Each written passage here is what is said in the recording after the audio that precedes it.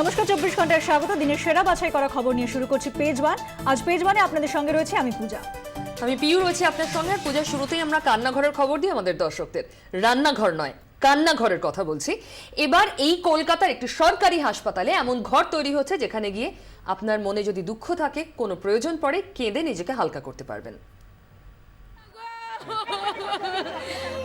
দুঃখ সুখ ভোলার কত উপায়। মন খুলে যদি একটু কাঁদা যায়, ফল মিলবে হাতে নাতে। সেই পথের সন্ধান দিলেন তৃণমূলের চিকিৎসক নেতা নির্মল মাঝি। মুমূর্ষু রোগীর পরিজনদের মনের ব্যথা কমাতে নয়া দাওয়াই তাঁর। মেডিকেল কলেজ হাসপাতালে তৈরি হচ্ছে কান্নাঘর। কেউ মারা যাওয়ার পরে তাৎক্ষণিক রিয়াকশনটা হয়, একটা শকটা সহ্য করতে পারে না। সেই শকটাকে অবদমন করার জন্য একটা মর্নিং রুম করার কথা আমরা চিন্তা করেছি। হঠাৎ করে হাসপাতালে কেন কান্নাঘর? নির্মল মাঝির ব্যাখ্যা, মারা যাওয়ার শকটা, যে মানসিক যে আঘাত, যন্ত্রণা, সেটা সহ্য করার ক্ষমতা সব মানুষের নেই। আমার ঠিক মতো হয়তো ট্রিটমেন্ট পায়নি, সেই জন্যই মারা গেছে। এই আঘাতটার পরিপ্রেক্ষিতে অনেক সময় বাজে পরিস্থিতির সম্মুখীন হয়, অনেক সময় একটা অল্টারকেশন হয়, কোলাহল হয়, অনেক সময় ধাক্কাধাক্কি হয়। সবার সঙ্গে রিয়্যাক্ট করলে কিন্তু এই মানসিক ইয়েটার যে সম্ভাবনা থাকে বাজে একটা রিয়াকশনের, সেই সম্ভাবনাটা অনেকাংশে কমে যায়। শুধু কি তাই? তৃণমূল নেতার কথায় কান্নার হাজারো গুণ।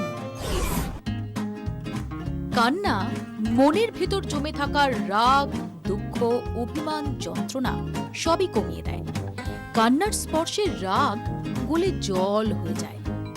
নয়া এই থেরাপি দিয়ে ডাক্তারদের উপর খাপ্পা রোগীর পরিবারকেও ট্যাকল করা যেতে পারে, এমনটাই মত নির্মল মাঝির।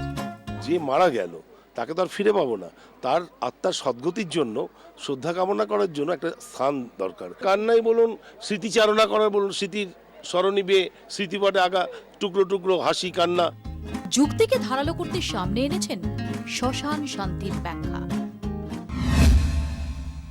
একটা স্বর্গীয় পরিবেশ দেখবেন আপনাদের কেওড়াতলার শ্মশানঘাটের পরিবেশটা দেখবেন। মৃত্যুপথযাত্রী মানুষের, যারা মৃত হয়ে গেছে, ওপারের ডাক যাদের হাতছানি দিয়ে ডেকেছে, যাদের চিরকালের জন্য সাহিত্য, যে সেখানেও একটা শান্তির খোঁজ। আমরা এখানটাতেও একটা ভালো পরিবেশের সৃষ্টি করছি। মাননীয় মুখ্যমন্ত্রী এবং স্বাস্থ্যমন্ত্রী মমতা বন্দ্যোপাধ্যায়, উনি আমাকে দায়িত্ব দিয়েছেন। কুকুরের ডায়ালিসিসের উদ্যোগ নিয়ে এর আগে শিরোনামে এসেছেন তৃণমূলের চিকিৎসক নেতা। নির্মলের কান্নাঘর এখন কতটা সাকসেসফুল হয় সেটাই দেখার।